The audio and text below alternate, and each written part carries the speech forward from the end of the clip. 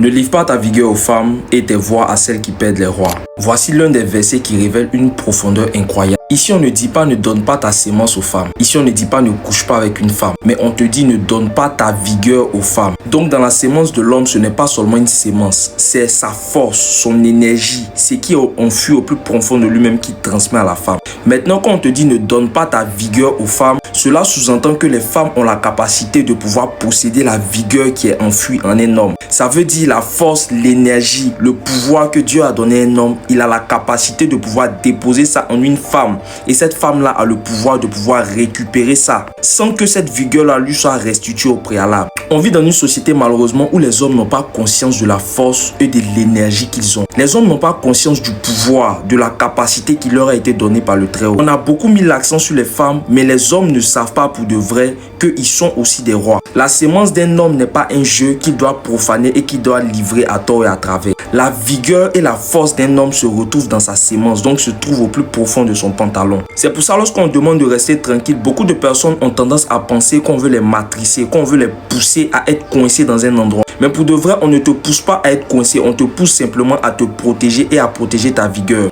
Trop d'hommes ont fini au plus bas niveau, ont fini par être détruits simplement parce qu'ils ont été des hommes à femmes. Simplement parce qu'ils ont livré leur vigueur là où elles ne méritaient pas d'être livrées. Beaucoup de personnes que vous apercevez comme étant des femmes ne sont pas des femmes. Mais ce sont des personnes qui ont le pouvoir de percevoir des hommes qui ont une vigueur, qui ont une aura et de retirer cette vigueur-là à des hommes. Et en deuxième partie, on dit ne livre pas tes voix à celles qui perdent les rois. Donc ça veut dire qu'il y a des femmes qui ont été constituées, il y a des femmes qui ont le pouvoir pour faire perdre les rois. Mais ici, le roi n'est pas simplement le terme roi. Le roi, c'est l'expression de la grandeur. C'est l'expression de la ténacité, de la force, de la détermination. C'est l'expression de la hauteur, de la dignité, de quelqu'un qui est assis sur le trône et qui prend des décisions. Donc le roi symbolise tout simplement la plus haute institution qui peut exister. Maintenant, lorsqu'on te dit d'éviter de confier tes voix à celles qui perdent les rois, ça veut dire qu'il y a certaines femmes, peu importe la grandeur d'un homme, qui ont la capacité de te faire perdre le pouvoir que tu as en tant qu'un roi. Donc ici, c'est plus qu'au fait une méfiance, c'est-à-dire qu'on entend de te mettre en garde de manière drastique. Quand tu perçois ce genre de femmes, c'est-à-dire lorsqu'elles te saluent, il ne faut même pas prendre le temps de leur répondre. Il faut drastiquement les fuir. Parce qu'elles ne sont pas seulement des poisons. Elles sucent et elles ont la capacité de